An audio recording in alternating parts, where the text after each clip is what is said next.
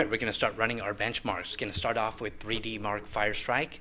As you can see, our decibel meter is set off behind there, off to the right, facing the rear port, so you can hear the fans kick up and also see the decibels as they raise up. I'll also put my microphone down over there too as soon as I'm done here, so you can hear the fans. We'll also be overlaying our FHD thermal picture so you can see where the heat is generated. And of course, we'll go over the benchmarks as soon as they're done.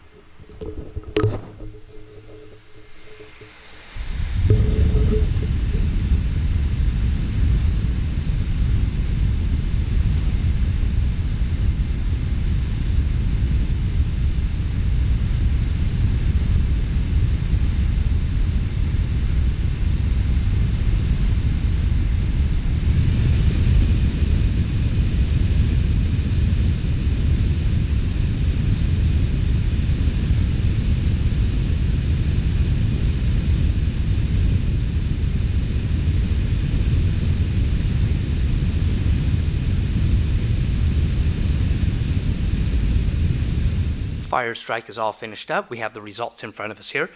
You can see the score 10,542. We have a graphics score 14,705, physics score 8,652, and a combined score 3,771. I'm going to pull up hardware monitor here, have that running in the background. So you can see, go back up to the CPU temps here. And they're all maxing out right at 90, 91 Celsius for the CPU. And we'll go down to the GPU, and we see 82 on one of them and 86 on the other one. So that's Firestrike. We'll go ahead and run a couple more and go over the results of those. All right, our second benchmark, Skydiver, is finished up. We see a score 25,630, graphics score 44,976. Physics score 8,693, and a combined score 19,664.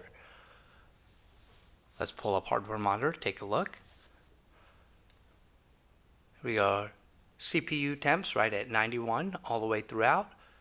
And let's go down to our GPU temps, 83 and 86. So pretty much right exactly where Firestrike was.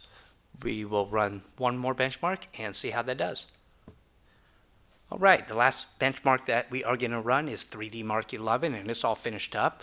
Score 14,795, graphics score 19,530, physics score 8,477, and a combined score 8,701. Let's take a look at our temperatures here. Just a little bit lower on the CPU. We're looking 88 to 91 on one of the cores there, but 90 on the others. Let's go down on the GPU.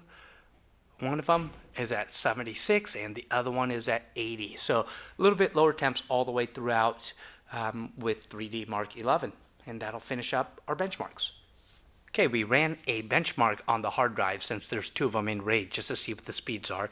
As you can see, our sequential read speed 770 megabytes per second and a write speed of 828 megabytes per second.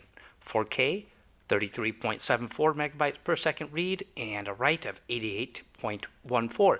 So very good speeds, definitely a lot better than just having a single drive in there.